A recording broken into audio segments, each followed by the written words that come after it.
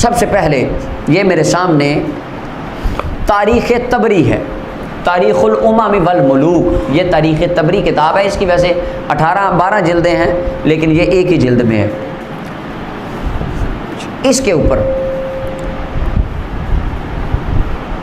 کان عبداللہ بن سما یہودی من اہل صنعاء، یہ یہودیوں نے جب دیکھا نا کہ امیر المومنین فاروق اعظم شہید ہو گئے، حضرت عثمان غنی خلیفہ بن گئے، حضرت عثمان بڑے نرم آدمی ہیں، انہوں نے اپنا ایک بندہ تیار کیا جس کا نام تھا عبداللہ بن سبا۔ کیا نام تھا؟ کان عبداللہ بن سبا یہودی من اہل صنعاء، یہ یہودی تھا۔ کون تھا؟ یہ اہل سنت کی تاریخ کی کتاب ہے، لیکن اس میں بھی وہ روایت صحیح ہوگی جس کی سند درست ہے، ہاں، لیکن اس میں بہت کچھ ضعیف بھی ہے، لیکن چونکہ تاریخ ہے، لیکن تاریخ میں اس لیے اس کو پڑھ رہا ہوں، یہ بات سنیوں کی کتاب میں بھی ہے، یہاں سے بھی میں شیعہ کتاب سے بھی پڑھتا ہوں، یعنی شیعہ سنی تاریخ میں یہ بات متفق علیہ ہے جو میں پڑھنے لگا ہوں۔ عبداللہ بن سبا یہودی تھا، امہ سودا، اس کی امی کا نام سودا تھا، کالا تھا، اس کو ابن سودا بھی کہا جاتا تھا، کالی امی کا بچہ۔ فاسلم زمان عثمان، یہ حضرت عثمان غنی رضی اللہ عنہ کے دور میں کلمہ پڑھ لیا اس نے، عثمان غنی کے دور میں، فاروق اعظم کے دور میں نہیں پڑھا، نہ تب ایزی اپنے ماحول میں رہا۔ جناب عثمان غنی کے دور میں آ کے کہنے لگا جناب میں تے تہاڈا غلام، کلمہ مسلمان ہے جی، پائی ہیں تواڈے۔ اس نے اسلام کا لبادہ حضرت عثمان غنی کے دور میں اوڑھ لیا۔ ثم تنقل فی بلدان المسلمین، پھر مسلمانوں کے شہروں میں یہ نقل مکانی پھرتا، کبھی مصر جاتا، کبھی ایران جاتا، کبھی بصرہ جاتا، کبھی کوفہ جاتا، کبھی شام جاتا، مختلف علاقوں میں پھرتا، کیا کرتا؟ یحاول ضلالتہ، ان کو گمراہ کرتا۔ فبدأ بالحجاز، ابتدا اس نے کی مکہ اور مدینہ سے، ثم البصرہ، ثم الکوفہ، ثم شام، پھر بصرہ گیا، پھر کوفہ گیا، پھر شام گیا، لیکن اہل شام میں سے کوئی ایک بندہ بھی اس کے پیچھے نہیں لگا۔ کیوں؟ وہاں پہ ہولڈ حضرت میر معاویہ رضی اللہ عنہ، اور حضرت میر معاویہ رضی اللہ عنہ کو لوگ بڑا چاہتے تھے شام کے، اور یہ جو بندہ تھا اس کی دال وہاں اس لیے نہیں گلی، حضرت میر معاویہ نے اس کو نکال دیا، جب میر معاویہ نے اس کو نکال دیا تو بندوں نے اس کو جوتیاں پھیری، ان کا نکل جائے ادھر سے، وہاں پر کوئی بندہ اس کے پیچھے نہیں لگا۔ لیکن حتی اتا مصر، مصر میں آ گیا، فاتمر فیہم فقال لهم فیما، اچھا خیر مصر میں آ گیا، وہاں پر بھی اس نے اپنا گروپ بنا لیا۔ اب کتنے علاقوں میں گروپ بنا لیا؟ بصرہ میں، کوفہ میں اور مصر میں، یہ 3 علاقے آپ نے اپنے ذہن میں رکھنے ہیں۔ مصر میں اس کی دال نہیں گلی، مکہ میں نبی علیہ السلام کے صحابہ تھے، مدینہ میں مقتدر صحابہ تھے اور خلیفہ عثمان غنی خود تھے، وہاں پر بھی اس کی بات کسی نے نہیں سنی، لوگوں نے اس کو نکال دیا۔ اب اس کی بات سننے والے کون تھے؟ اس کے اندر تاریخ کے اندر ملتا ہے مختلف لوگ ہو سکتے ہیں، کچھ وہ مرتد لوگ جن کے باپ دادا جناب ابو بکر صدیق رضی اللہ تعالیٰ عنہ نے جنگوں میں قتل کر دیے تھے، ان کی اولادیں، کیونکہ ان کو غصہ تھا کہ مسلمانوں نے ہمارے بندے مارے، اور تو جو بندہ بھی مسلمانوں کے خلاف کوئی عزم لے کے اٹھے گا وہ تو پکی بات ہے ساتھ ہوں گے، کیونکہ اس کو اس کے نظریے سے کوئی نہیں، اس نے اپنا بدلہ لینا ہے، اسلام کو نقصان دینا ہے۔ کچھ وہ لوگ ان کے ساتھ مل گئے، اور کچھ ان کے اپنے یہودی تھے وہ ان کے ساتھ مل گئے، اور کچھ لوگ جن کو اقتدار کا لالچ تھا وہ ان کے ساتھ مل گئے۔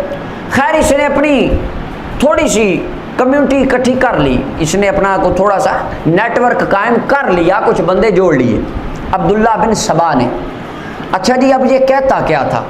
سیم وہی الفاظ تاریخ تبری میں ہیں، لیکن اب وہی الفاظ میں شیعہ مذہب کی کتاب سے پڑھ رہا ہوں، ذرا کتاب کی طرف غور کیجیے۔ یہ میرے سامنے کتاب ہے الرجال الکشی، شیعہ عالم کی کتاب ہے، اس کو لکھنے والے ابو جعفر محمد بن حسن الطوسی، انہوں نے اس کتاب کو لکھا ہے۔ اچھا، یہ رجال شیعہ کے اوپر لکھی گئی کتاب ہے۔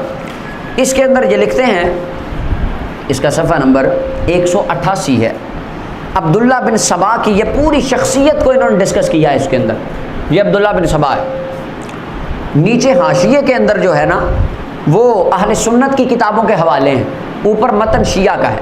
پہلے میں اہل سنت کا حاشیہ پڑھ دوں نیچے، یعنی ہماری کتابوں کے حوالے شیعہ کتاب کے حاشیے میں جو لکھے ہیں وہ میں پڑھ دیتا ہوں، ان کا متن بعد میں پڑھتا ہوں۔ امام تبری روایت کرتے ہیں، یہ میرے پاس تبری ہے، عبداللہ بن سبا یہودی تھا، تو اس نے حضرت عثمان غنی کے دور میں اسلام کلمہ پڑھ لیا، تو اس طرح مسلمانوں کو وہ ساری بات وہ لکھی ہے۔ یہ کہتا کیا تھا؟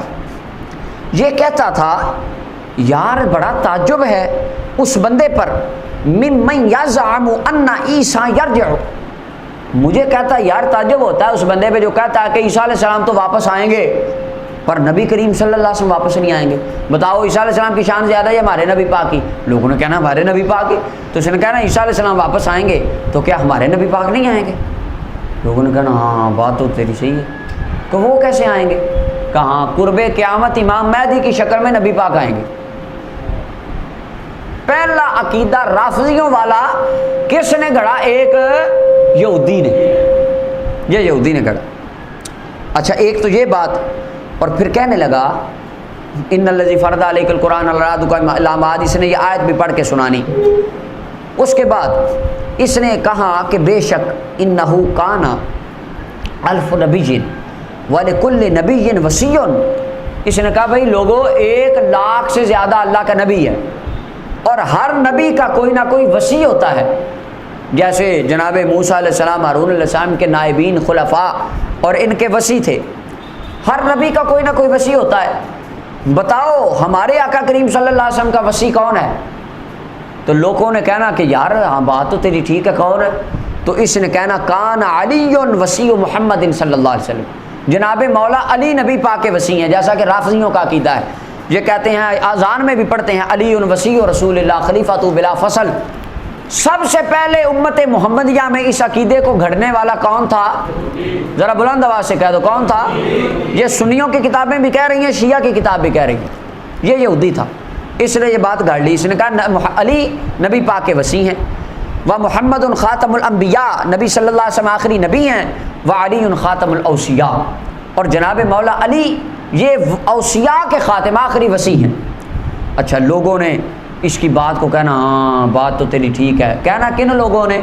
اور جن کے باپ دادا یا تو مرتدوں کے کھاتے میں قتل ہو گئے تھے، جن کو اپنی باپ دادا کے بدلہ لینے کے اسلام سے غم تھا، اور کچھ لوگ وہ جن کو اقتدار کا لالچ تھا، اور کچھ اس کے اپنے پیٹی بھائی یہودی، اور کچھ سادہ لو چند ایک مسلمان، وہ بھی ان کی باتوں کا شکار ہو گئے، جیسے ہمارے سادہ لو سنی وہ کسی خارجی رافضی کی تقریر سن کے وہ کہتے ہیں غلط بڑی کی تھی، یہ کی گل، یعنی ہمارے بندے بھی جیسے ان کا شکار ہو جاتے ہیں نا، ایسے کچھ ایک بندے اس کے ساتھ بھی مل گئے، اپنے صحیح مسلمانوں میں سے بھی، صحابہ نہیں تھے لیکن اگلے جو مسلمان تھے سادہ درویش بندے، وہ بھی کچھ اس کی باتوں میں آ گئے، تاریخ کی کتابوں میں یہی ملتا ہے۔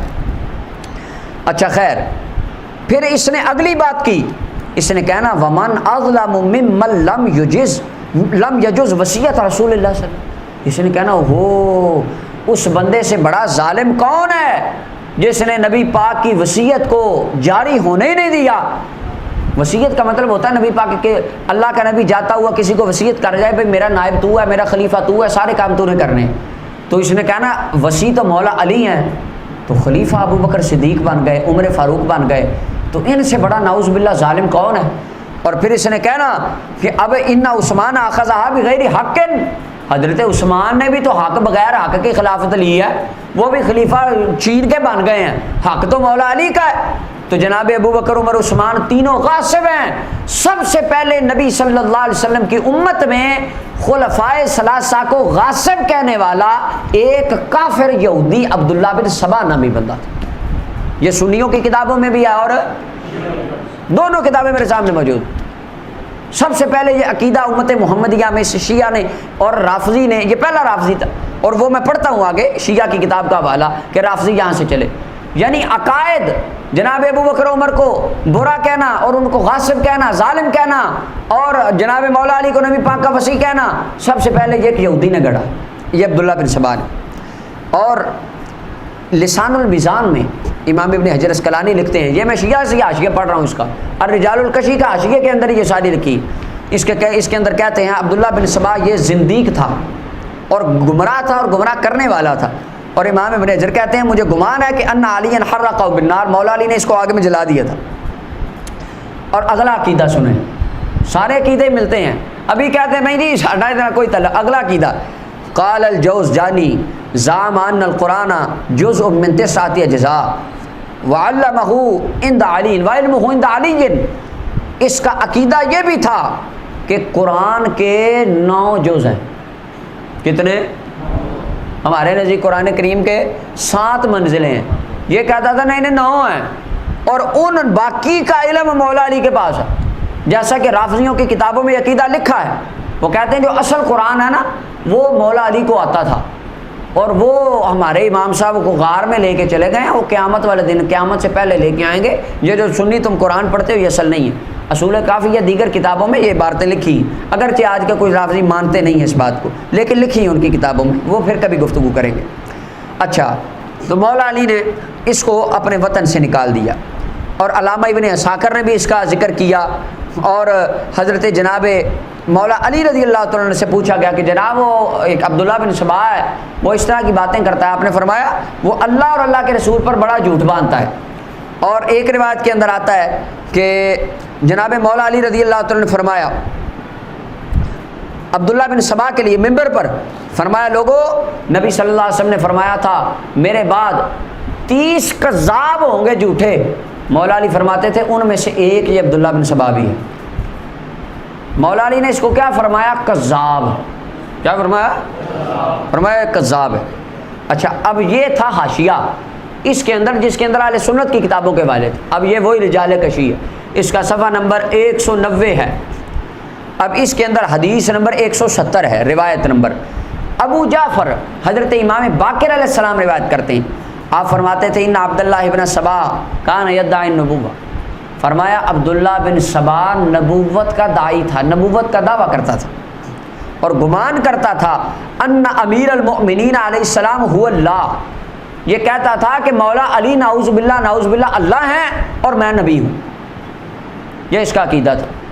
خلفائے ثلاثہ کو، جناب ابوبکر عثمان کو سب سے پہلے ظالم کہنے والا بھی ایک کافر یہودی، اور جناب مولا علی کی خلافت سب سے پہلے ثابت کرنے والا بھی ایک کافر اور یہودی، یہ عبداللہ بن سبا، اور جناب مولا علی کو خدا سمجھنے والا امت محمدیہ میں پہلا بندہ یہ یہودی تھا۔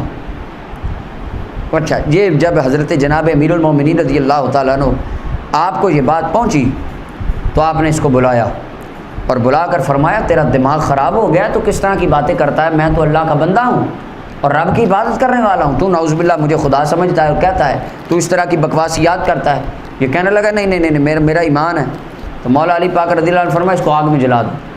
تو کہنے لگا اب تو مجھے یقین ہو گیا آگ کا عذاب تو اللہ ہی دیتا ہے، تو اللہ ہے۔ تو مولا علی المرتضیٰ نے فَأَحْرَقَهُ فِي النَّارِ، شیعہ عالم حضرت امام باقر علیہ السلام کی سند سے حدیث لکھتا ہے، امام باقر فرماتے ہیں مولا علی نے اس کو آگ میں پھینک کے جلا دیا تھا۔